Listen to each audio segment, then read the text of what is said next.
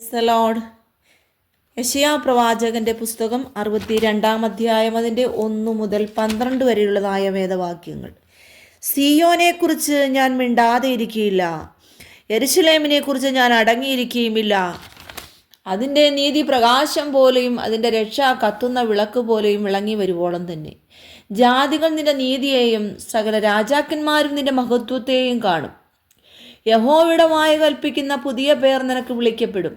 യഹോവയുടെ കയ്യിൽ നീ ഭംഗിയുള്ള കിരീടവും നിന്റെ ദൈവത്തിൻ്റെ കയ്യിൽ രാജമുടിയുമായിരിക്കും. നിന്നെ ഇനി അസൂബ അഥവാ തെക്ക എന്ന് വിളിക്കുകയില്ല.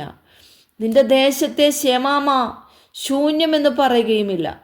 നിനക്ക് ഹെബ്സീബ ഇഷ്ട എന്നും നിന്റെ ദേശത്തിന് ബയൂല വിവാഹസ്ഥയെന്നും പേരാകും.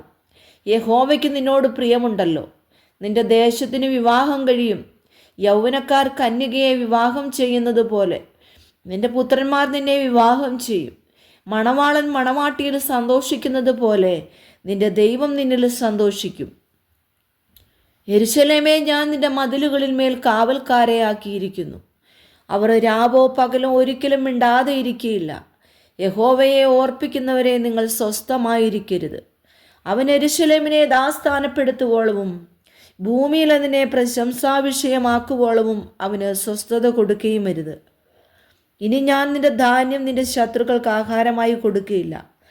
നീ അധ്വാനിച്ചുണ്ടാക്കിയ വീഞ്ഞ് അന്യജാതിക്കാർ കുടിച്ചു കളയുകയുമില്ല എന്ന് യഹോവ തൻ്റെ വലം കൈയും തൻ്റെ ബലമുള്ള ഭുജവും തൊട്ട് സത്യം ചെയ്തിരിക്കുന്നു. അതിനെ ശേഖരിച്ചവർ തന്നെ അത് ഭക്ഷിച്ചു യഹോവയെ സ്തുതിക്കും. അതിനെ സംഭരിച്ചവർ തന്നെ എൻ്റെ വിശുദ്ധ പ്രാകാരങ്ങളിൽ വെച്ച് അത് പാനം ചെയ്യും.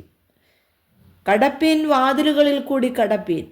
ജനത്തിന് വഴിയൊരുക്കുവീൻ, നികത്തുവീൻ, പെരുവഴി നികത്തുവീൻ. കല്ലു പെറുക്കിക്കളവീൻ, ജാതികൾക്കായിട്ടൊരു കൊടി ഉയർത്തുവീൻ. ഇതാ നിന്റെ രക്ഷ വരുന്നു, കൂലി അവൻ്റെ പക്കലും പ്രതിഫലം അവൻ്റെ കയ്യിലുമുണ്ട് എന്ന് സിയോൻ പുത്രിയോട് പറവീൻ എന്നിങ്ങനെ യഹോവ ഭൂമിയുടെ അറുതിയോളം ഘോഷിപ്പിച്ചിരിക്കുന്നു. അവർ അവരെ വിശുദ്ധ ജനമെന്നും യഹോവയുടെ വിമുക്തന്മാരെന്നും വിളിക്കും. നിനക്കോ അന്വേഷിക്കപ്പെട്ടവൾ എന്നും ഉപേക്ഷിക്കപ്പെടാത്ത നഗരം എന്നും പേർ ആകും.